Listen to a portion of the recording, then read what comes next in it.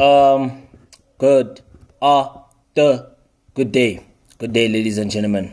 Welcome once again to another episode of Football is a Religion. I'm your boy, I'm your host, Bassey Mhlaba. Welcome again to another episode of Football is a Religion. And right now we'll be discussing some Premier League action that took place over the weekend, right? So I'll just be giving you a brief by game brief of all the games that took place. Remember, there was a game that was postponed between Chelsea as well as Tottenham Hotspur due to the fact that Chelsea had cup duties, to actually honor, which was the Carabao Cup, against Liverpool at the Wembley Stadium on Sunday, with that resulting in the Reds claiming another victory and actually adding to the fact preserving their record as the team that has won the most League Cup titles in the history of the English football, right? So the one game that I would like us to start with is Crystal Palace taking on Burnley at Selhurst Park, right? So that game resulted in a 3-0 victory for Crystal Palace, and that perhaps is a perfect start for Oliver Glasner, who makes a winning start as hosts, blow away like they blew away, the 10-man Clarets, right? So again, just things just go from bad to worse for Burnley. We saw second half goals from Chris Richards, Jordan Ayew as well as John Philip Mateta, actually provided, the new Crystal Palace manager Oliver, Glasner with the perfect start to his reign. And Burnley captain Josh Brownhill was sent off in the first half. So, it was actually a great game of football, to say the least, very dramatic. And it is a perfect start for the manager because, yeah, he did ignite his reign as a Crystal Palace manager, as the 10-men Burnley were brushed aside 3-0 at Selhurst Park, and we saw Glasner watched on as Crystal Palace scored 3 goals in 9 second half minutes to actually ease off their concerns of a dogfight at the bottom of the table, right? So Josh Brownhill was shown a straight red card in the first half after howling down Jefferson Lerma as the last man, right? But it wasn't until Chris Richards met Jordan Ayew's cross with the stooping header that actually put the home side which actually put the home side in a cruising advantageous lead, right? So Crystal Palace, remember, haven't had the best of seasons. It has been just one of those seasons for them, those typical seasons where it's just a lack of consistent results, as well as conceding a lot of goals. Yes, they have shown some promise this season. Remember, they did get a point away at the Etihad not so long ago, coming back from 2 goals down to actually secure, a 2-2 draw at the Etihad. So, they've shown so much promise, but the problem is that they haven't been able to, put that promise into results in terms of them being a side that can be competitive, that can actually compete for honors, in the season's Premier League, right? So, having even proved, obdurate like opposition for the best part, of the half an hour, either side of the break, right? We saw Burnley's defensive wall was breached and, Ayew turned goal scorer to actually meet substitute Matthias Franca's low cross just 3 minutes later. And the Clarets looked a beaten side from that particular matter onwards. As matters even got worse when Vitinho held down, the lively Franca inside the box and, John Philip Mateta sent James Trafford the wrong way to actually complete a convincing victory for Crystal Palace at Selhurst Park, right? And it was actually a convincing victory. They really played well, did Crystal Palace, but, there's still more work to be done. There's really still more work to be done because they need to actually guarantee safety, right? And remember, David Fofana was actually denied a late consolation with his instinctive finish, which was actually ruled out by the video assistant referee after Lawrence Assignon, was deemed to have interfered with Sam Johnston's line of vision from an offside position. Remember, David Fofana is the Ivorian who's actually on loan from Chelsea. So yeah, basically that is just a number of his couple of appearances that he has made for the Clarets since his January loan move from Stamford Bridge. And the result actually sees Crystal Palace move up to 14th on the Premier League table, just 8 points clear of the relegation zone, while Burnley actually stayed 19th on 13 points. You understand? 8 adrift of safety. So it's not looking good for Burnley.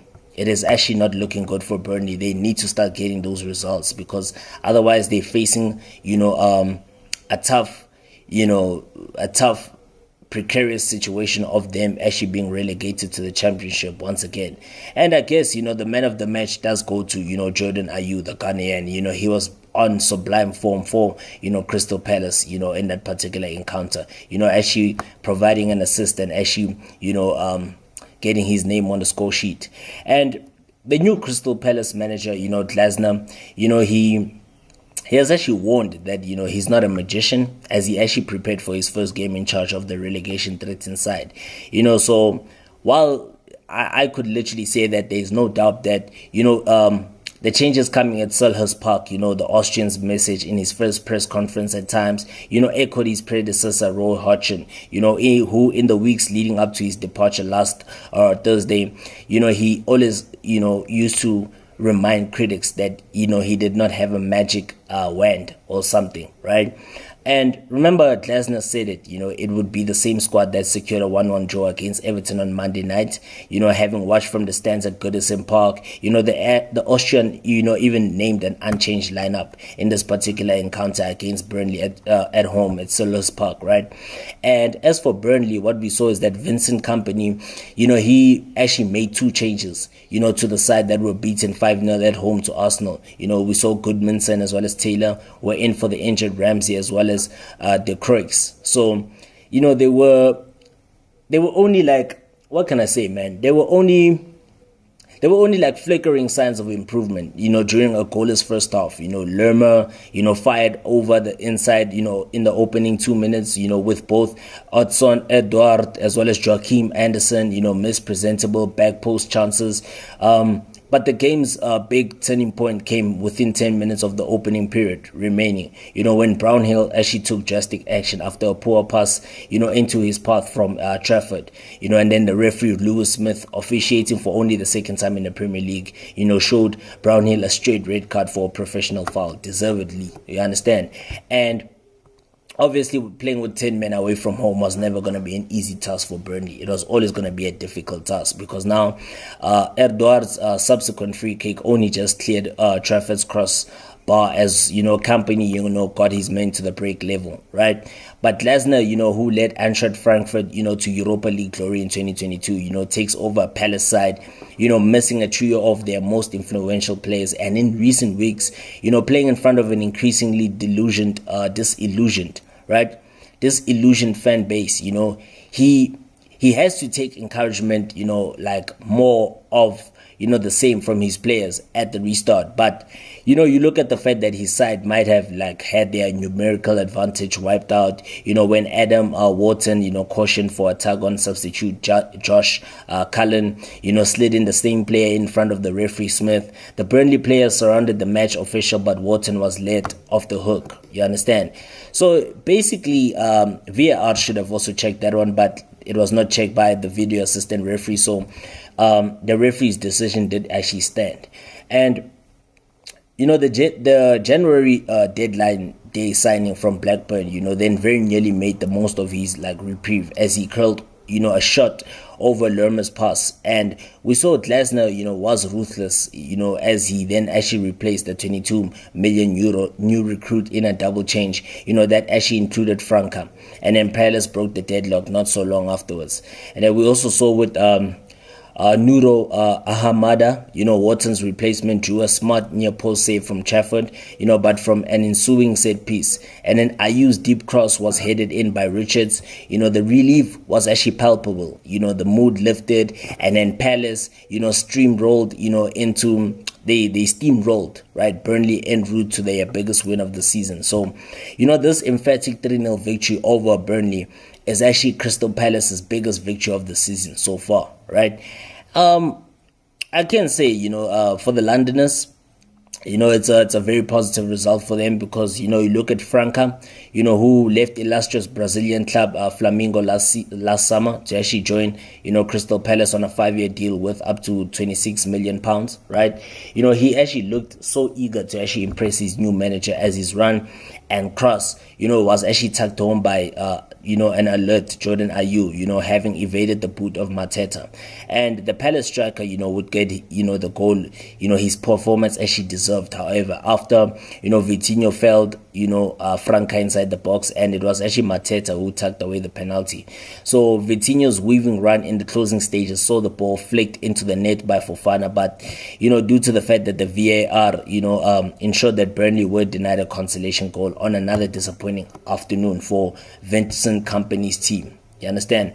So again, things just are not happening. Things are just not happening for Burnley this season, because, of the 5 instances, a side has failed to record a shot on target in a Premier League game this season. 3 have been by Burnley, also against Liverpool in December as well as Arsenal in February. So Burnley were unable to even register a single shot on target, right? That's how outclassed they were. That's how outclassed they were, right? Burnley. So what else can we actually say? The fact that, Burnley were very poor. They were very poor. Defensively, they really need to work on their defense. Honestly, they need to work on their defense. They just can't keep going on like this. They just can't keep going on like this, because the fact that they're conceding so many goals, and the fact that they are struggling to even find the back of the net is something that they really need to work on if they are to actually survive in the Premier League, this season, to actually cement their Premier League status. Because it was actually no secret that Glasner, wanted to come to the Premier League. He turned down offers from big German clubs to grab the opportunity of managing Crystal Palace. And this was always on the cards, always the next stop for those who know him very well. And though the Austrian, he actually joked at the Palace chairman, Steve Parish, he said, he didn't actually tell him to win the Premier League, but he is serious about a side that he felt like had not yet reached their full potential. And it is actually an exciting prospect, having a manager who has actually won the Europa League and has actually got teams in the Champions League, being the manager of Crystal Palace, so you just wonder how far can Crystal Palace actually go, because the way they were able to they blew away Burnley at Selhurst Park, was actually a clear indication of maybe there's so many great things to come from this particular team, because, he only took charge of his first Palace training session only on Wednesday, and he actually referenced, the famous American illusionist, as he said, he's not a magician, he's not David Copperfield. By judging by his first 90 minutes in charge, the Selhurst Park faithful, will be confident of more miracles, being worked by the, 49-year-old. And Glasner, had a meeting with league officials in which he checked to see where his naturally expressive nature on the touchline might get him, in trouble. But here, there was no reason to actually get carried away, because he oversaw a professional job with no minimal fuse. And, I guess, some may not have, known much about their new manager, right? Prior to this week, I'm referring to the Crystal Palace faithful. But for those supporters that know about their new manager, now have got the evidence not to actually doubt him, after, their perfect start. And again, congratulations once again to Jordan Ayew after he displayed a great man of the match performance, because look, Jordan Ayew has been involved in 10 Premier League goals for Crystal Palace, actually scoring 4 and actually creating 6 assists. And only the second time, he has reached double figures, previously doing so with the Eagles, in the 2019-2020 season when he had 11 goal contributions. And indeed, he has now scored in successive games in the competition, for the first time since June 2020. So that was basically a run of 3 games. And Crystal Palace, their home record is actually improving, because now Crystal Palace have now won 3 of their last, 4 league games at Selhurst Park, only losing once. And which is as many as in their previous 13 games, where they drew 5 and they actually lost 5. And with this, their biggest home victory, since a 3-0 victory, came over Arsenal in April 2022. And remember, Burnley have lost, they've actually conceded 3 goals in each of their last 4 away games. Only in November 2009 have they conceded 3+ goals in more successive away matches in the Premier League run, which was basically a run of 6 matches where they conceded, 3 goals away from home.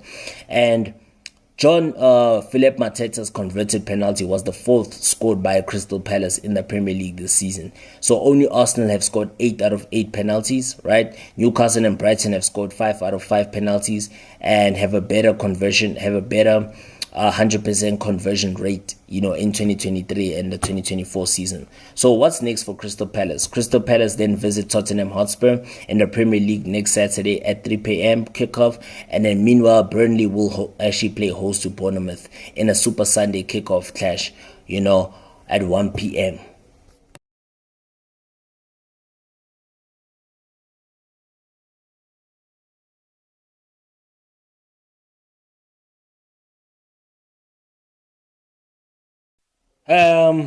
Still continuing with the Premier League action. Of course, the best league in the world, the most competitive league in world football, the Premier League in England. Yeah, man, so Aston Villa 4, Nottingham Forest 2 at Villa Park. And guess what? Douglas Luiz scoring a double, which actually helps Aston Villa. It keeps Aston Villa well in contention to qualify for the Champions League next season, right? So yeah, man, Unai Emery, another masterclass from him. So his men actually march on, for their bid for the Champions League qualification next season. As well as Douglas Luiz, scoring a double, which actually helped Villa to a 3-0 lead.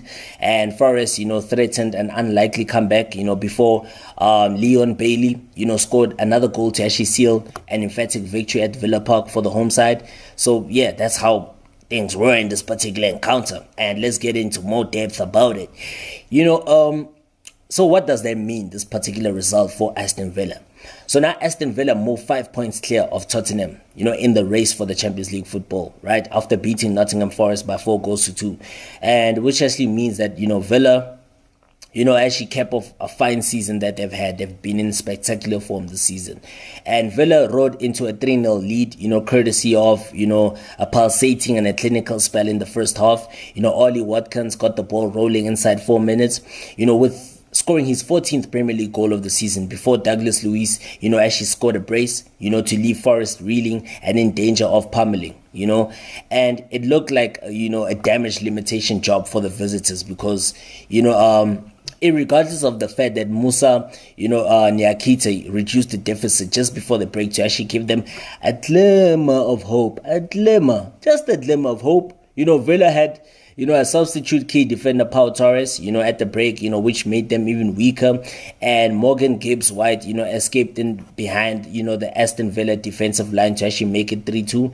And then Anthony Alanga then squandered a brilliant chance to actually, get Nottingham Forest an equalizer, before Leon Bailey actually restored parity for Aston Villa, and restored the 2-goal cushion, which actually, helped Aston Villa claim all crucial 3 points, right?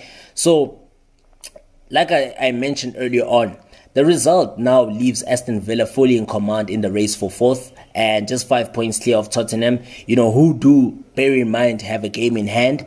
And as well as, what you should also look at is the fact that, look, Douglas Luiz was the star of the show, and deservedly man of the match. That was a phenomenal performance from the Brazilian once again, and he deserved the man of the match once again because, Aston Villa, swarmed all over the timid visitors in the opening stages, and Watkins gave them the perfect start, tapping home after some wing wizardry from Leon Bailey. Watkins could have even had, his second 6 minutes later as Aston Villa advanced, down the other side. But, the England striker, his shot was just say from Jacob Ramsey's cutback, and it was actually blocked on the line by Niakite. So, yeah, man, unlucky for Watkins, man. Watkins is just one of those clinical strikers, understand? And you just can never allow him, the time and the space to actually get in on goal. You just always have to keep your eyes on him because, the right-hand side, was actually proving to be fertile ground for Aston Villa.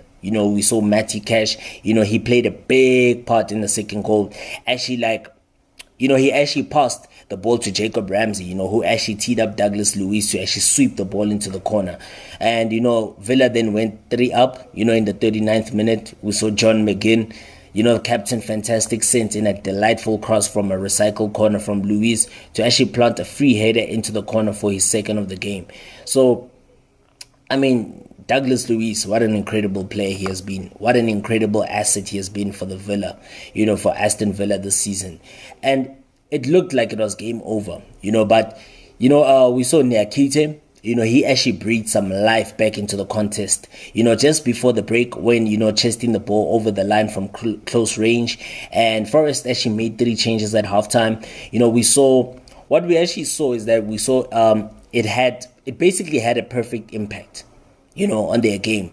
With the fact that former Liverpool and AC Milan striker Divock Origi did come on, to the fore as, he actually slipped a great through pass to Gibbs White, to actually clip a wonderful, finish over Emi Martinez in the Aston Villa goal, the on-rushing Emi Martinez, because what a brilliant goal that was. It was so much composure, so much skill, and yeah, it was like, it gave me a sense of optimism that the game would be 3-3 soon, you understand, but it wasn't meant to be, because Elanga, again, very wasteful in front of goal, because remember, Elanga has been very wasteful this season. I remember in the game against Newcastle United, even though they went on to win that game surprisingly at St. James's Park, he missed a couple of, sitters. He was just bailed out by his teammate, by his teammate who actually got a hat-trick on that day at St. James's Park. So, moments later, it just should have been 3-3. Elanga, I don't understand how he missed that one, but he scampered through on goal, but woefully skewed his effort wide of the post, and I don't understand why he did that. Finish the ball, put the ball in the back of the net, man. You understand?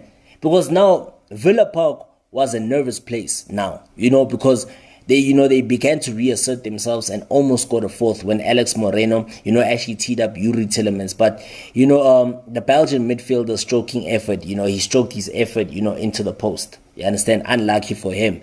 And the host did, again, take control again on the hour, as they actually made it 4-2 when Tillemans slipped in, Watkins, and his effort deflected perfectly to Bailey, who actually made no mistake. And, victory was sealed. And again, Elanga, you understand? It's your fault, brother. You should have never have missed that opportunity, man. You shouldn't have missed that opportunity. Because now, had Elanga put that in the back of the net, we could have been talking a different story right now. So as for Watkins, he's now leading Villa's charge. You understand? I think week in, week out, we're always going to be talking about Ollie Watkins. Because what a brilliant player he is. Because now, Aston Villa have won 17 of their last 20 home Premier League games. They've only drawn once and lost twice, scoring 49 goals in the run. They have, however, conceded just 2+ goals in each of their last 4, matches at home at the Villa Park. And, since their return to the Premier League last season, Nottingham Forest, have only just won 3 of their last 32 league away games, while their 21 losses on the road is like the most of any side in the division this period. And they've only drawn 8. Excuse me. And with 14 goals and 10 assists, no player has been involved in more Premier League goals this season than Aston Villa's Ollie Watkins, right? He's actually had 24 goals, right? 24 goal contributions. He's level on par with Mohamed Salah of Liverpool, who's just out on injury. So what's actually next for Aston Villa? Aston Villa will travel to Luton Town, who were trashed, hammered by Manchester City in the FA Cup, and also hammered by Liverpool again in the Premier League just last week. And Nottingham Forest face a tough test again against title hopefuls Liverpool at the City Ground next Saturday. So, Jesus Christ, it's not going to be any fixtures for any of these sides. It's going to get tougher and tougher. Just gets tough.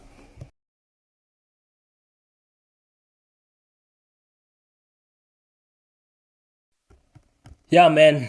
That's why we love this league so much. I'm basically referring to the Premier League.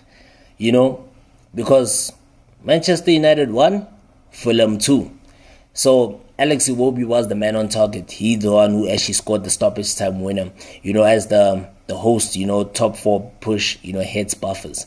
And, Fulham, now earned, their first Premier League victory at Old Trafford in 21 years. Kelvin Bassey opened the scoring before Harry Maguire netted, a late leveler. And then Alex Iwobi hit a 97th minute winner, to actually leave Manchester United 8 points behind 4th place Aston Villa. So both Nigerians were on target. Yeah, which is weird. It's ironic. Such a huge contrast. The fact that Nigerians were the ones that were on course. They were the ones on target to actually secure victory for the Londoners. Alex Iwobi was the man of the moment. He's the one who stunned Manchester United with a dramatic stoppage time winner, as Fulham, dealt a blow to Erik ten Hag's top four, hopes with the 2-1 victory at Old Trafford. United, I must say, they've been superb, in 2024. Remaining unbeaten and winning their last 5 matches, while Rasmus Højlund, had scored 7 goals in his last 6 games, excuse me.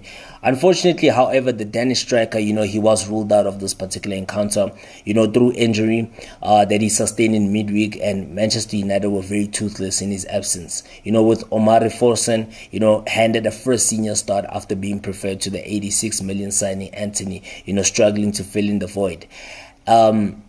I guess that was just a waste of a signing, but we'll get to that later on. Fulham, actually wasted numerous openings. They were actually the better side, to actually say the least, than Manchester United at Old Trafford. They wasted numerous chances, and, the only surprise was that, it took them up until the 65th minute to actually open the scoring, through Calvin Bassey, lashing the ball into the roof of the net after Manchester United had failed to deal with the set piece. And the hosts, belatedly mastered a response and leveled when Harry Maguire tapped in from close range after Bernard Leno, spilled a shot, that headed straight into his direction. And that goal, did, swing momentum into Manchester United's favor. But, Fulham were actually able to hit, the hosts with a sucker punch as Iwobi, finished a 97th minute counter-attack, to actually leave Erik ten Hag's team, 8 points behind, 4th place Aston Villa. And yeah, man, that kind of a result, does not do much for Manchester United at this particular stage of the season, considering the fact that, Aston Villa is a team that is really, really racing, to the top 4, and you can see they're cruising. Because now, Fulham, they've actually stunned a floundering Manchester United, because Fulham's last Premier League victory at Old Trafford came under Chris Coleman 21 years ago, and United were surely confident of extending that run, given their visitors had won just once in their last 8 games and were missing the suspended João Palhinha, but it was actually Højlund's absence that was so decisive, that actually proved, to be the decisive factor for Manchester United, considering the fact that United were on the back foot for much of the first half, as Forsen as well as Marcus Rashford in particular struggled to pose a threat. And Manchester United in this particular encounter, really, they made just 2 changes, with Victor Lindelof replacing the injured Luke Shaw, Omari Forsen, making his first senior start in the place of Rasmus Højlund, who was also out injured. And then Fulham made 6 changes, replacing Issa Diop, Tim Ream, Tom Kearney, Bobby Dekova Reed, as well as the unavailable Joe Palfinha, as well as Willian, with Tosin Adar Rebayo and Calvin Bassey, Harrison Reed, Sasa Lukic, Harry Wilson, as well as Alex Iwobi were the people that were actually, placed into the starting 11 for the Craven Cottagers, right, at Old Trafford. And Fulham, should have actually taken the lead into halftime, with Iwobi, twice shooting wide with when he was so well placed. And Andre Onana, denied an impressive Rodrigo Muniz and former United midfielder Andreas Pereira. It just shows you how Manchester United were very poor, because Muniz then lashed, a shot against the post as Fulham, regularly, cut through Manchester United's non-existent midfield.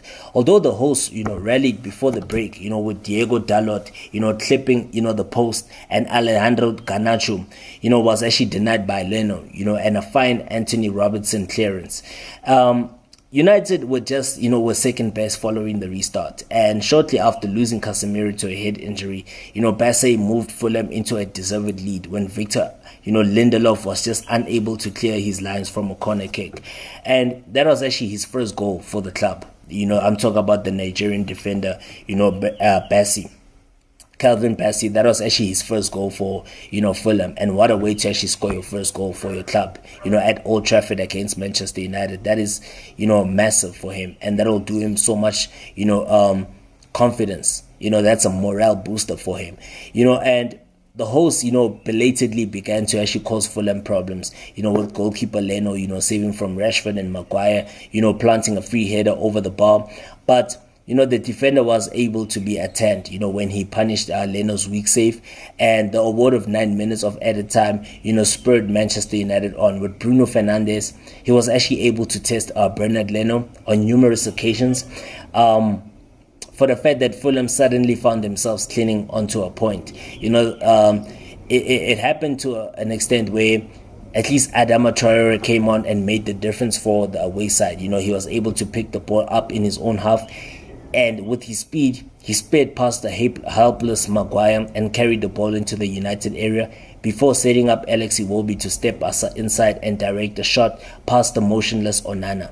So while the prospect, as for Manchester United, man, the prospect, of the Premier League being handed a fifth, Champions League place, potentially softens the blow of, falling further behind Aston Villa. The limp manner of Manchester United's performance once again raises questions about their direction of travel under the manager Erik ten Hag, because Fulham were by far the better side.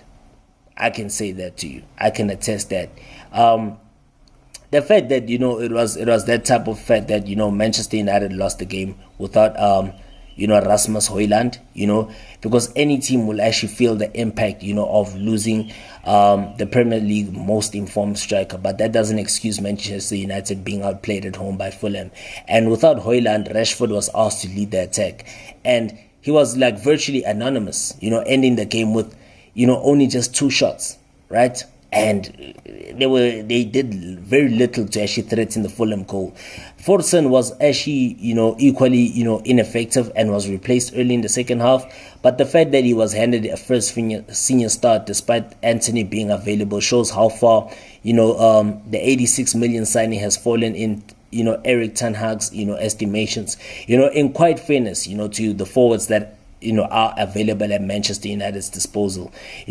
United's midfield struggled to keep hold of the ball.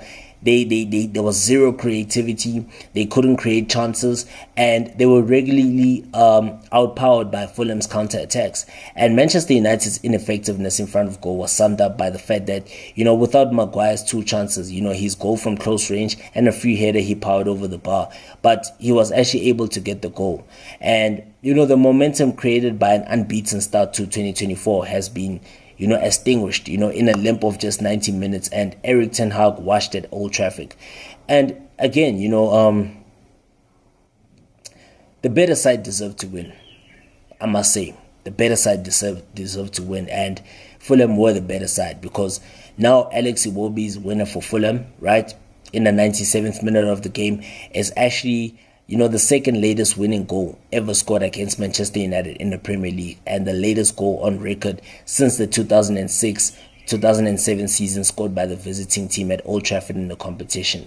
So he silenced the Old Trafford crowd, the Nigerian. And remember, he's been under fire for following his poor display at the African Cup of Nations. And Alex Iwobi's winner, basically again, Manchester United have now lost, 8 home games in all competition this season. They are most since the 2020-2021 season, which was also 8. And while they actually lost more in a single campaign, you have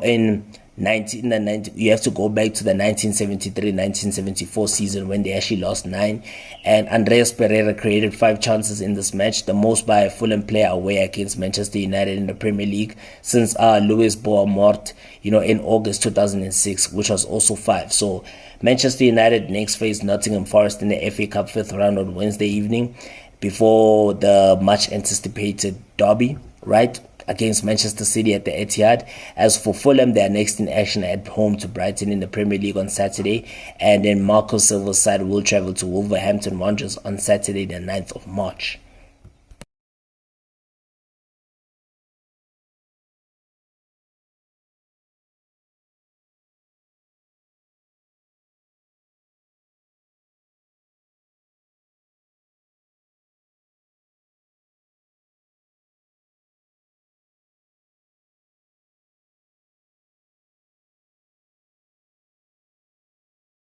So what we actually saw is that Lewis Dunk, he headed a goal in the 95th minute.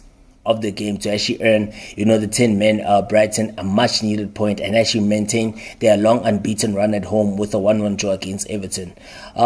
Everton took the lead through Jared Braithwaite, who slammed, Everton into a shock 73rd minute lead, before Billy Gilmour was shown a straight red card, late on for Brighton, as they were looking to, as they looked like a team that was heading for their first league defeat at the MX Stadium since August. You understand?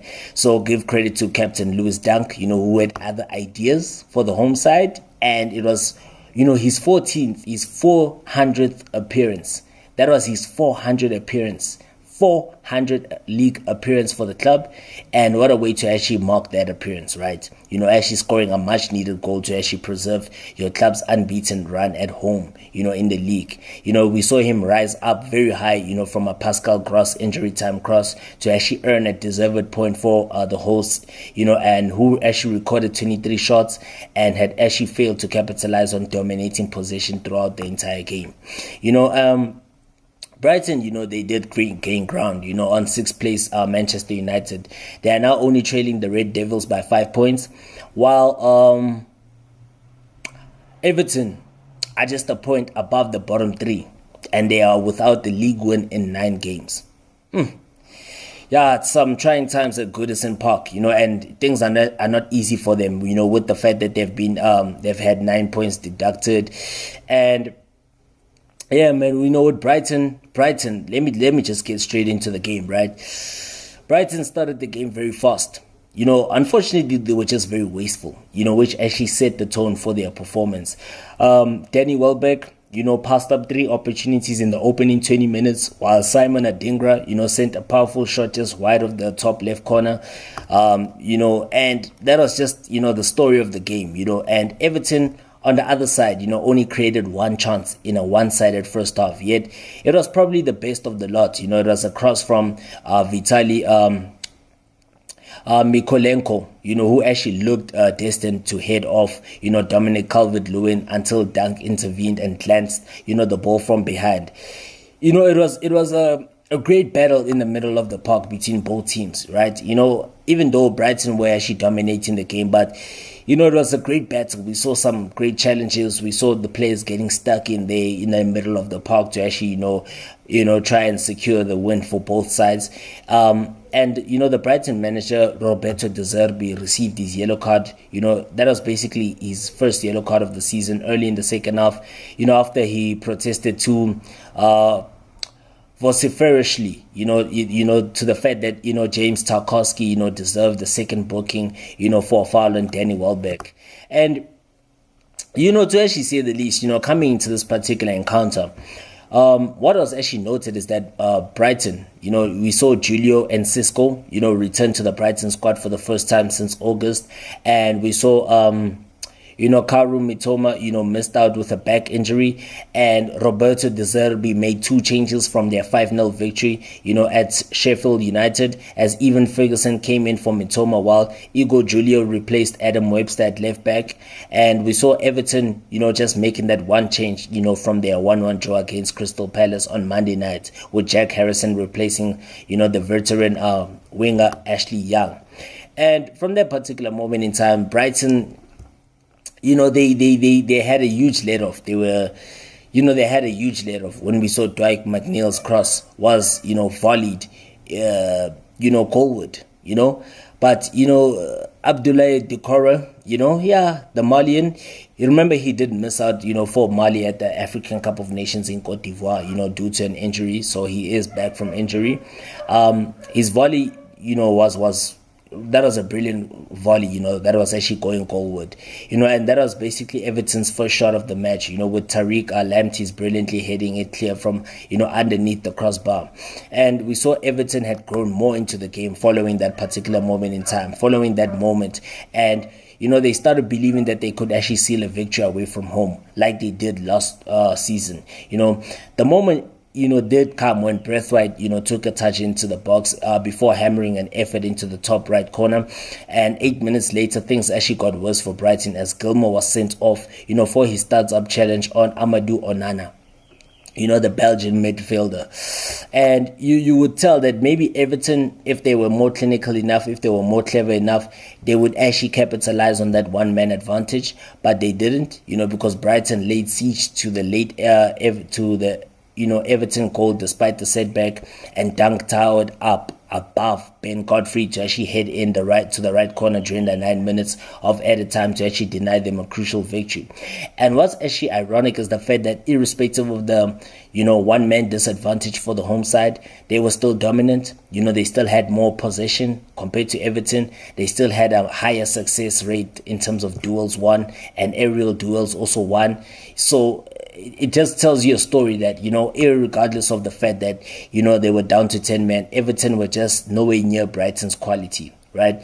But it was actually a tough game for both sides, to actually compete with so many injuries for Brighton, which is the main reason why they are losing so many points this season. But at the end of the day, that's why depth is very important, because remember now, Mitoma is injured, Ansu Fati is also injured, and Cisco is also out. So because it is difficult for the level, because you remember the level of the players that they have is not the same, because without Mitoma, it is actually very problematic for Brighton. And at the current moment, Brighton are playing too many games without too many important players, because they've got like 8 or 9 draws, and they do not have the right standing at the particular moment in time. And on the side of Everton, I might say that, after a tough first 20 minutes, they were actually the better side, to say the least, for some points of the game, because they actually grew into the game in the first half. And yeah, it shows that, there was a great mentality. The second half really displayed a great away performance, controlling the game without the ball at times. But it never really, they were never really a team that was like open, to trouble, because they got the goal, they frustrated their opponents. But like I said, they should have just kept the balance and actually go for the second goal and actually capitalize on the one-man advantage. So, like I said, they actually, again, their defensive frailties have been exposed once again, conceding late on.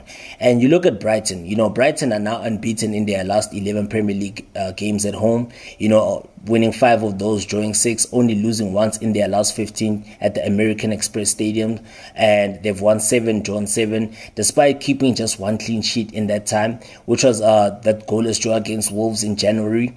And Everton are unbeaten in their last 4 Premier League away games against Brighton. They've won twice, they've actually drawn twice, scoring 8 goals and just conceding twice. And that is a fantastic record for the Toffees. Lewis Dunk's 95th minute, goal for Brighton was the latest equalizer Everton have conceded, in a Premier League away game, since John Terry made it 3-3 in the 98th minute for Chelsea in January 2016. You have to go all the way back to, 8 years ago, right? John Terry, And Brighton, have both scored and conceded in 21 of their 26 Premier League games this season, more than any other side in the competition. So those are positive stats for both clubs, right? But on the other side, you look at Everton, the Merseysiders, it really does not do much for them, due to the fact that they're still in the relegation zone. So what's actually next for both of these clubs is that Brighton will be paying Wolverhampton Wanderers a visit in the FA Cup 5th round on Wednesday evening, before taking on Fulham at Craven Cottage in the Premier League, on Saturday the 2nd of March. And then Everton, meanwhile, will be hosting Londoners West Ham United in the Premier League at Goodison Park, which will mark a return of David Moyes back to Goodison Park on the same day. So those are the next fixtures to actually look forward to.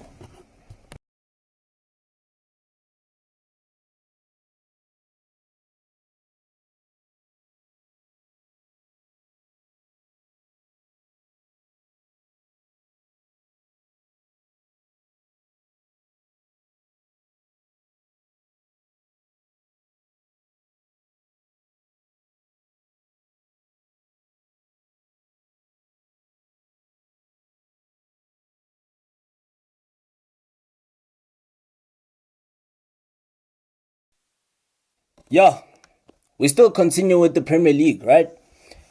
Okay, so what we saw at the Vitality Stadium between title challenges, Manchester City traveling to Bournemouth, right? In the south coast of England. And obviously we know, we expected nothing less than the actual result, which was to see Manchester City actually claim some victory, right?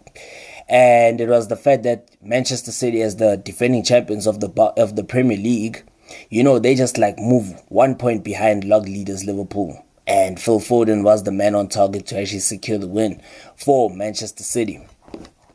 So what actually happened is that Manchester City now, Phil Foden's first half goal was just enough to give the champions a hard-fought victory on the south coast of England.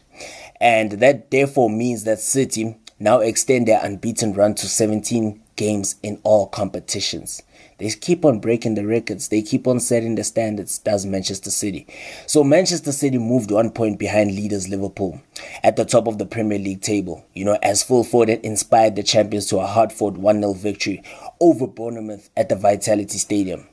And with Liverpool in the Carabao Cup final action, over the weekend, it was an ideal opportunity for Pep Guardiola's side to close the gap. And they took full advantage of their game in hand thanks to Phil Foden's 16-minute goal. And basically that was Phil Foden's 16th goal of the season in all competitions. What an incredible player. What an incredible season he is having, Phil Foden. You understand?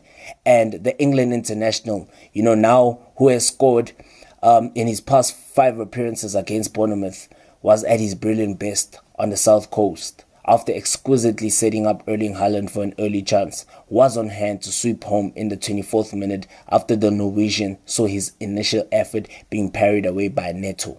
Remember, Neto is a former keeper of Barcelona. Remember? And he signed from Valencia back then. Unfortunately, he was just the second choice at Camp Nou, right? So there was no way in which he would actually stand a chance of being the first choice for Blaugrana, with Marc-Andre ter Stegen being the man at the helm in the sticks. And talking about the home side, Bournemouth. Bournemouth had their moments against the treble winners. We saw it. Andoni Iraola's team should have equalized early in the second half, but Marcus Tavernier lacked composure on both occasions in quick succession, while Dominic Solanke as well as the new signing Enas Unal both went agonizingly close with headers.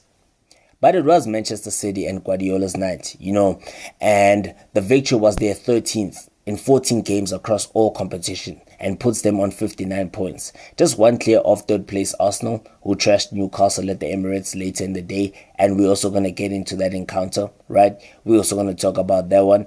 For the fact that Bournemouth also have now lost all 14 of their top flight games against Manchester City and are 14th in the table, just 8 points above the relegation zone. Their wait for a first Premier League win since Boxing Day continues. That's not a great job to have, Bournemouth. That's not a great job to have, and you gotta really make those chances count. Whether it's a half chance, because when you're playing against the defending champions Manchester City, every chance has to count. You gotta make it count, whether it's a half chance, and that's what Bournemouth failed to do. And you gotta also look at the fact that how Manchester City were able to just secure the 3 points at the Vitality Stadium. Manchester City edged past Brentford on Tuesday night, thanks to a goal from Erling Haaland, prior to the match coming into this game at the Vitality Stadium. But his shooting boots, deserted him after 9 minutes at the Vitality Stadium. Sent through after Foden had flicked on Bernardo Silva's lofted pass. Current Premier League top goal scorer Haaland, curled the ball wide from 20 yards to spark big cheers from the home faithful. And from that particular moment in time, the Bournemouth fans were almost on their feet, celebrating 60 minutes later when Areola, watched his team create an opening from the left back. We saw Melis Kirkers, who tested Edison with a dipping effort. That was just a great save from the Manchester City goalkeeper. And you got to also look at the fact that, coming into this clash, the Bournemouth head coach, Andoni Iraola, made one change, to the team that started last Saturday in that 2-2 draw at Newcastle at St. James's Park. While Marlos Kirkus replaced Lloyd Kelly, who was not included in the matchday squad due to an injury. Romain Favre was named on the bench after recovering from an illness. Manchester City manager Pep Guardiola made 3 changes to the side that began Tuesday's 1-0 victory over Brentford. Nathan Ake, Matheus Nunes, as well as Mateo Kovacic replaced Kyle Walker, Julian Alvarez, as well as Oscar Bob in the starting 11. Kevin De Bruyne was as well amongst the City substitute, alongside Jack Grealish, who looked set to miss out through injury, and certainly Manchester City did not need any of those players, as they were able to actually seal all 3 points, a very crucial victory on the south coast of England. Actually, to add on to it, what I just mentioned to you guys right now is that the fact that chances actually remained at the premium. Chances remained at a premium. With the main first half flashpoint, of Adam Smith's forceful tackle, on Matheus Nunes until Foden, continued his outsmarting month, with the 24th minute opener. It was more akin to rote, on the excellent football with Mateo Kovacic able to chip, the ball into the path of Haaland, who brilliantly rolled Marcos Senesi before Neto saved his effort. But Foden, well done to him. He actually stroked home from close range for his 6th goal involvement in February. Basically, I can predict to you that Phil Foden will be, the player of the month for February. Definitely. There's no other nominee. There's no other perfect nominee than Phil Foden. What a great season he's having, and what, an important player, what an important asset he is for Manchester City. Because Guardiola was on his haunches moments later when Silva failed to play through Haaland, as City, started to get, into their stride with a Rodri effort also bravely blocked by Ryan Christie. And Bournemouth, had spent most of their first half allowing their frustration with the referee, Jared Gillett, to get the better of them, but eventually posed Manchester City with problems, with Edison called upon to parry Christie's low effort in the stoppage time. Whether Iraola's players, could keep it up was another question, but they fashioned a decent opening, which was wasted by Kirkus, early in the second period, and again, that's what I said, when you're playing against a team like Manchester City, such as Manchester City's caliber, such as Manchester City's quality, right? You gotta make those half chances count. You need to, And Justin Kluivert, we saw also he tried his luck soon after. And while Edison saved his 25-yard strike, the City goalkeeper looked unconvincing to say the least, right? Although the champions, nearly highlighted their overwhelming, power minutes later, when Haaland bundled his way into the area, but Elia Zabarnyi, got back well to block his, with his backside. And it failed to actually hold Bournemouth's momentum. And they should have actually leveled in the 55th minute. Again, another wasted opportunity by the home side. That's why they actually deserve to lose. Because Anton Semenyo again got the better of Nathan Ake. His cross found Tavernier, but the Cherries attacker fired his effort into the ground and Ruben Diaz headed the wayward shot for good measure. Again, that was very wayward, and again, that was another wasted opportunity for the home side. And Bournemouth were in the ascendancy now, and another gilt-edged chance was squandered when informed Solanke twisted away from Diaz and set up Tavernier, who dragged his 14-yard effort wide. Yeah, he forgot his scoring boots at home, did Tavernier. He really did. And Guardiola had seen enough. He had to even send on Jeremy Doku, to actually get, from his star-studded bench, he chose like Jeremy Doku, but he did not actually have a desired effect on the game. So that's how it was, right? That's just how it was for Manchester City. The home side actually had promise, but they were just unable to capitalize on the chances that they had. And the latest chance for the host, came and went with 67 minutes played when Tavernier's in-swinging corner found Solanke. But his header was clawed away on the goal line by Edison, as well as Kirkus, followed up, shot was blocked by Rodri. With Man City, to say the least, right? Fireworks were just let off close, man. To the stadium moments later, after Haaland was substituted by an increasingly agitated Guardiola. With 15 minutes left straight after Neto had denied the Norway international from close range. Iraola's side, carried on taking the fight to the visitors. And after Dango, Autara arrowed an effort wide. The final opportunity of the night went to Bournemouth's January recruit Unal, but he headed Semenyo's cross off target to ensure City claimed all maximum points.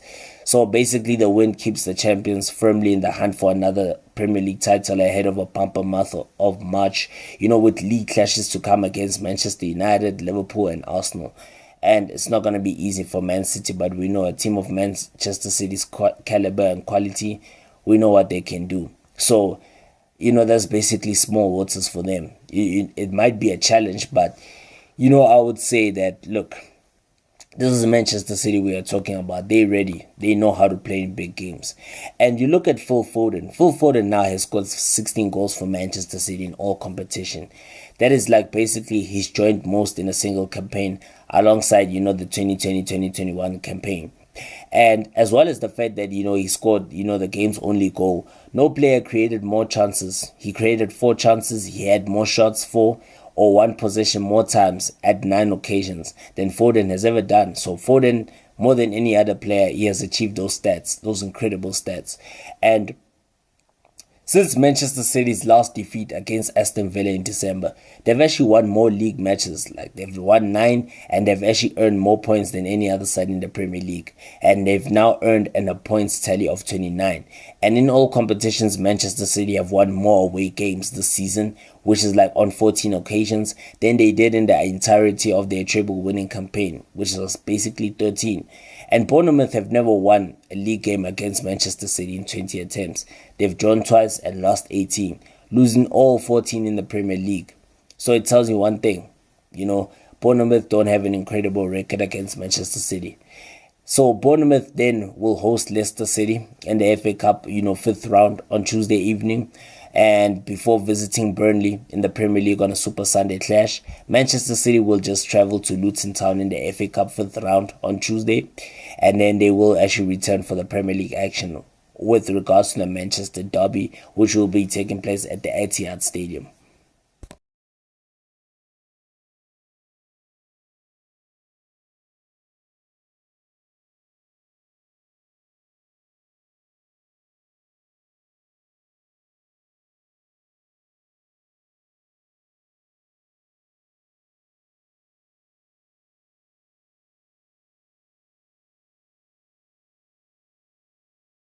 Well, crossing live straight to the Emirates again. So Arsenal 4, Newcastle United 1. I guess this was revenge from what happened earlier in the season at St. James's Park, I guess. So the Gunners did bounce back, from that Champions League defeat, to underline Premier League title credentials, right? Bukayo Saka, Kai Havertz, Jacob Kiwior, and an own goal from Sven Botman helped the Gunners to a big victory. Joe Willock was the one who scored the late consolation for an outplayed Magpies, but Mikel Arteta's team delivered a performance to show they are in the Premier League title race. What an incredible game of football that was, to say the least, man. And Bukayo Saka scored for a 5th game in a row as Arsenal moved within 2 points of the Premier League leaders, Liverpool, with a dominant 4-1 victory over Newcastle United on Saturday evening. Transformed, what did Arsenal do right this time? What is it that they did right after that midweek defeat in the Champions League against FC Porto in Portugal? What is it that they did right this time in the Premier League against Newcastle United, the Magpies? Transformed from the passive side, beaten in Porto on Wednesday night, and inspired by wingers Bukayo Saka as well as Gabriel Martinelli, who had struggled in that Champions League tie, Arsenal were electric from the first whistle. Individually today, they were very outstanding. They raised the bar again. They were well coached. And, Arsenal, you got to look at the fact that against a well-coached Newcastle side, it was difficult to do what they actually did. They actually made Newcastle suffer.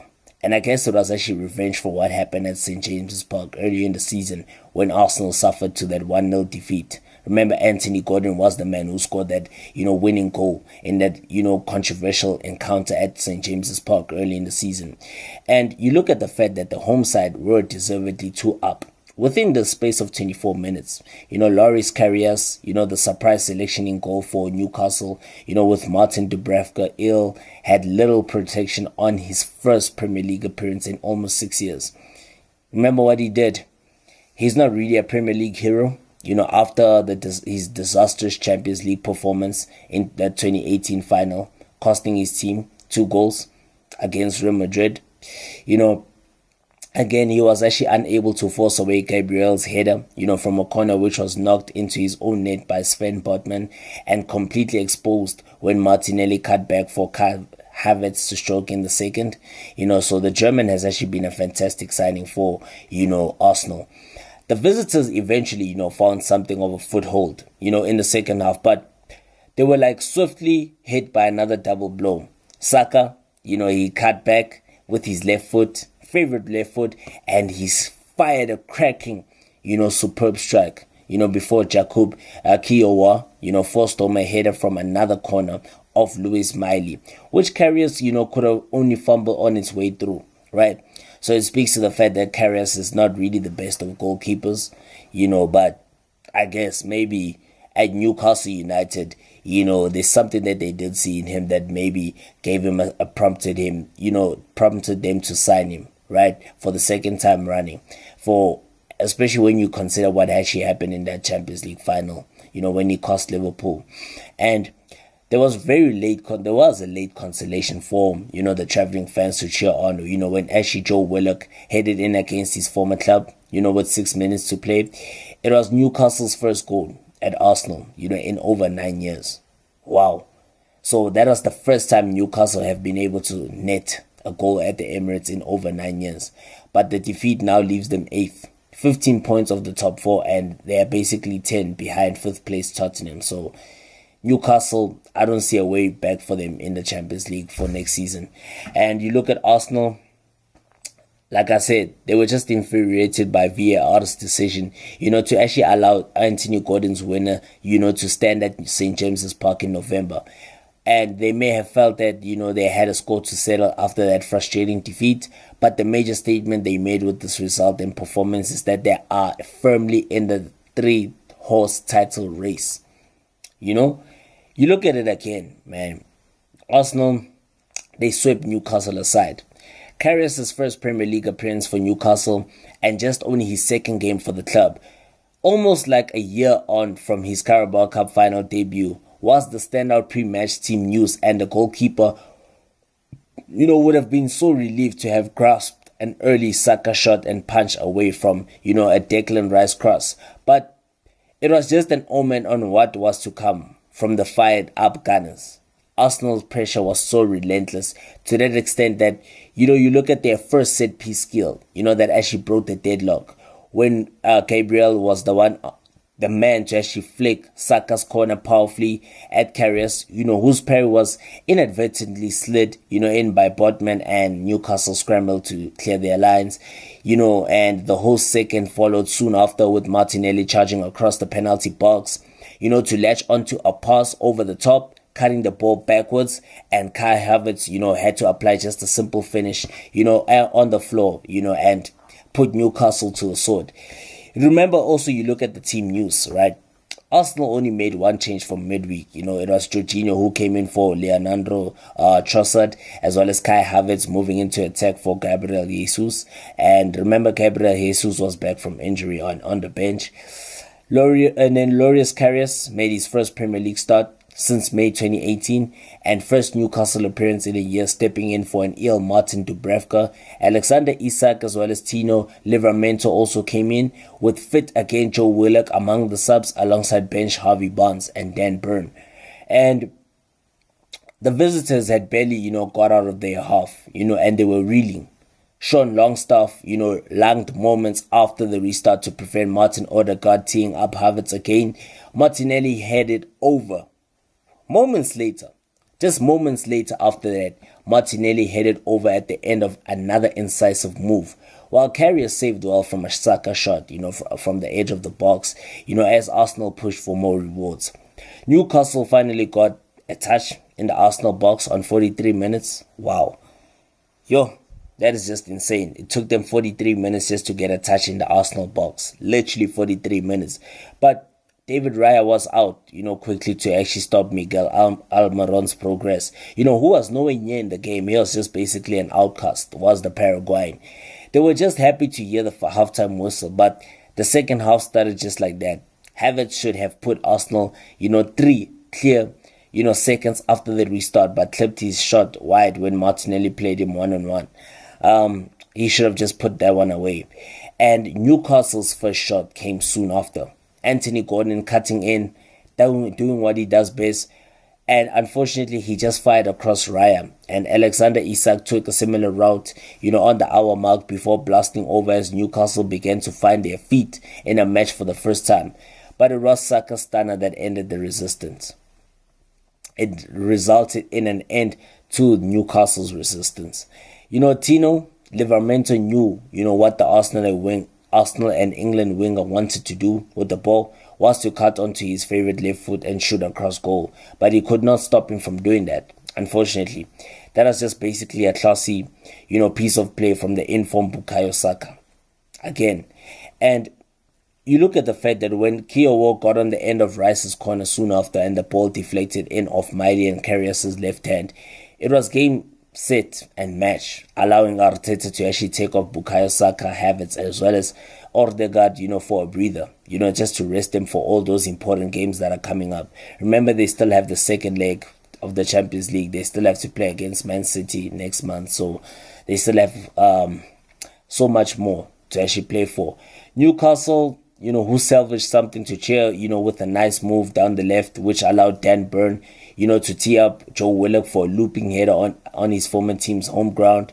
And, they failed to actually win any of their last 12 trips to the Emirates. The late goal denied Arsenal a club record run of 8 consecutive home clean sheets against Newcastle, but the result was never in doubt, as Arteta's side, demonstrated their true strength once again. And what's next for actually both these clubs? I guess Arsenal will visit Sheffield United at Bramall Lane in the Premier League on Monday night, which is basically the 4th of March. And then Newcastle will visit Blackburn Rovers in the FA Cup 5th round, And then Tuesday, Wolverhampton Wanderers, they will be meeting Newcastle in the next Saturday at St. James's Park. Right.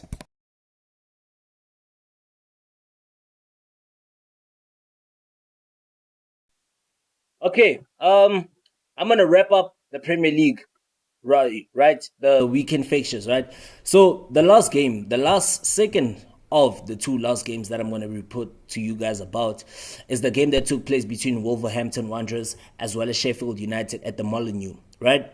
So it was basically a game of heroics. We saw Jack Robinson as well as Vinicius Souza, shove off each other as the Blades suffer a defeat. They suffered another defeat at the Molineux. And it was Pablo Sarabia's header, which actually lifted Wolverhampton Wanderers up to 8th in the Premier League table, which actually boosts, their European qualification hopes, despite like a below par performance against the relegation, threatened visitors. Robinson and Souza confronted each other, in the first half, but, Sheffield United were on top in the first half. I mean, as well as even in the second half, to say the least, and which is actually surprising because you just look at the final result. It was not fair. But I guess that's football. Irregardless of whether the performance was good, but the result is what matters at the end of the day. Unfortunately, for Sheffield United, they'll have to learn the hard way. So, again, the Sheffield United teammates of Jack Robinson as well as Vinicius Souza, they clashed on the pitch as the Premier League's bottom club lost 1-0 at Wolverhampton Wanderers. And the visitors had made a promising start at the Molineux with creating early chances for Ryan Brewster as well as Jack McCarthy, and we also saw Pablo Sarabia's header, actually expose their defending. It exposed so much poor defending from Sheffield United, which has actually been the telling point in, their dismal season that they've had in the Premier League so far. Right, and the frustration was plain to see as centre back Robinson and midfielder Souza, exchange words, and they even shoved each other soon after the goal. right? So it's not the first time we've seen this happening. We've seen this happening several times in the Premier League before, where teammates have come face to face with each other, exchanging words on the pitch. We even saw that once upon a time when Everton hosted West Bromwich Albion, so many years ago. It was Peter Adamwenge with his goalkeeper. We even saw in that other time when at the Etihad Stadium when Manchester City defeated Arsenal by 6-3. We saw an encounter between Mesut Ozil as well as his compatriot Per Mertesacker. So it's not the first time. It's pretty much of a commonality in Premier League football, right? And the VAR, decided that the incident did not meet the threshold for violent conduct for a red card because, it could have actually been a relief for a side that saw Mason Holgate dismissed in the first half against Brighton last weekend. And I guess, man, it's just teammates, that are being petty, and it says a lot. It exposes the fact that Sheffield United, it's like a broken team. For the fact that even teammates are fighting amongst themselves where they're supposed to be united in terms of, say, getting back their season on track, in terms of them, surviving the relegation drop. Unity is very important, but when there's division and it's witnessed by the public and the entire world, then that sums up their season so far. And, to rather than implode on the situation, Sheffield United, they regathered their composure and had the better of the opportunities in the second half with McCarthy, shooting wide, Brewster also testing Jose Sa and the ball bouncing agonizingly, through the 6-yard box in the final moments when no player in red and white could apply the finishing touch. So again, what sums up their season is just poor finishing as well as poor defending. That's what sums up their season, lack of goals and a poor defensive display. So the Wolverhampton Wanderers, grew increasingly agitated by the performance of their own players in the second 45. But I guess Gary O'Neill's team held on for a third in 4 Premier League games. That's basically a third victory for the home side at the Molineux in 4 Premier League games, which moves them up to 8th and keeps their dream of European qualification alive. Sheffield United stay bottom of the table, 8 points off safety. So there's a lot of work to be done from Sheffield United. I must say, you gotta also give credit to the fact that Sheffield did try. They are positives, but again, what's one thing that they have to really work on is the defending. The defending is what they need to really work on, because one of Sheffield United's 3 Premier League victories that did come this season, it came in a reverse fixture at Bramall Lane, between these two sides. And they will have left Molineux wondering how they did not take at least another point of an underwhelming Wolverhampton Wanderers side on Sunday. Coming into this game, we saw Iva Gribic returned in goal for Sheffield United, with Austin Trusty for the suspended Mason Holgate. Oliver Norwood and Ryan Brewster were also handed starts. For Wolverhampton Wanderers, they actually named an unchanged side from the team that beat Tottenham last weekend at the Tottenham Hotspur Stadium in London. Basically, they sealed the double over Spurs this season. Home and away. Collected 6 points of Spurs. I guess that's the first in many years for Wolverhampton Wanderers. That's the first in many seasons. It's been an incredible season for the Molineux faithful. Wolverhampton Wanderers also, in this particular encounter, they started more like on the front foot, as we saw Anel, Amadozic, doing well to actually beat Mario Lamina to a dangerous cross early on. But it was actually the visitors, that had the first shot on target. Brewster following up, to blast against Craig Dawson with the drive that was actually punched away by Jose Sa. The striker then shot wastefully, over with when a square pass, was teed up to him and then McCarthy was on. But it was actually, for the fact that it was poor finishing once again, but it was actually there was a sign of encouragement from the away side, for the away side to actually get a decent result from this particular game, which was not meant to be, unfortunately. And they've got themselves to blame for that. And we saw McCarthy, he should have, I'm sure, deep down, he would have felt that he should have done better when Gustavo Hammer sent him on his way, but he failed to connect cleanly with the shot under the pressure from Dawson. And again, it's also composure in front of goal. It's just composure in front of goal. Wolves made the Blades pay for their wastefulness, and again, it goes back to the old rule in football. You don't take your chances, you will be punished. And again, Sheffield United were punished. A fine cross from Ryan Adnori was met by a wild-time run of Sarabia, who guided a header into the corner for the breakthrough and sending the Molineux Stadium into a frenzy. Yes, at least the supporters were happy, but I'm sure they were not happy with the performance. I certainly feel like Wolves played very badly in this particular encounter, and they did not deserve to win. But I guess the result is what matters, not the performance. The performance does matter to an extent, but in football, right? In terms of getting those points on board, you need the results. Even all the time, you need the results, right? And unfortunately, the result went to the team that was underwhelming in terms of the performance, and the team that actually did so well, that played so well and created the better of the chances, actually suffered another defeat, and which actually leaves them still stuck in the relegation zone. So Pablo Sarabia, actually scored the first goal of the game, right? And it was actually the 17th goal that Sheffield United have conceded from crosses in the Premier League this season. And the frustration of undoing their good work was plain to see when Robinson and Souza exchanged words, bumped chests, shoved each other, and then the referee Darren Bond decided there was not enough in it to punish either player.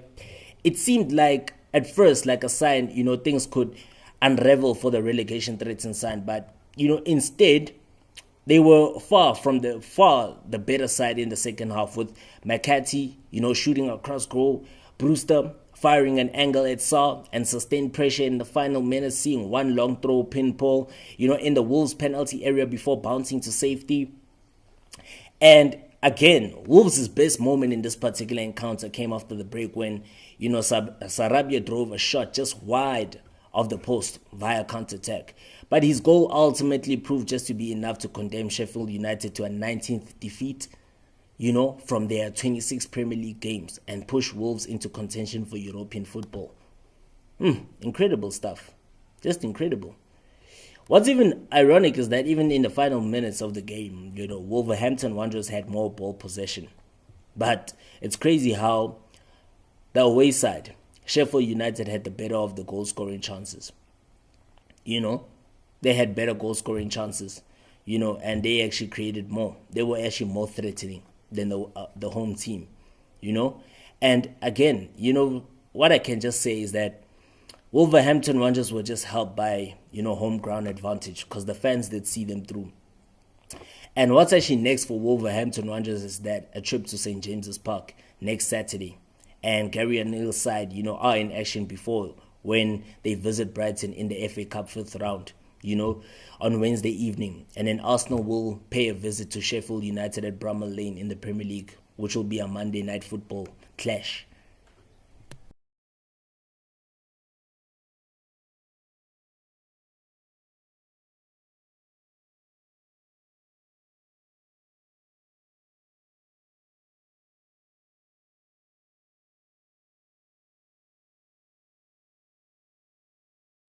Monday night football is always incredible in the Barclays Premier League. It's always incredible. It doesn't even matter which team plays. For as long as it's a Premier League game, Monday night football always produces so much action. It always produces the goods. West Ham United 4, Brentford 2 at the London Stadium. 6-goal thriller. And guess what actually happened? Jarrod Bowen scoring a hat-trick as the Hammers secured a first Premier League win since December the 28th, right? And you look at the Premier League game between West Ham and Brentford at the London Stadium on Monday night. Jarrod Bowen, scored his first goals since December the 23rd to help the Hammers to a first victory since December the 28th, 2023. Basically over a month ago was the last time West Ham were able to secure victory in the Premier League. Jarrod Bowen scored a hat-trick as West Ham belatedly picked up their first victory of 2024 with a crushing 4-2 victory over Brentford at the London Stadium on Monday Night Football. It is a result that I can say that emphatically ends a run of 6 games without a victory for David Moyes' side, With their last victory, coming on the 28th of December 2023, and one that means that the Bees remain at the heart of the relegation battle with 12 games to play.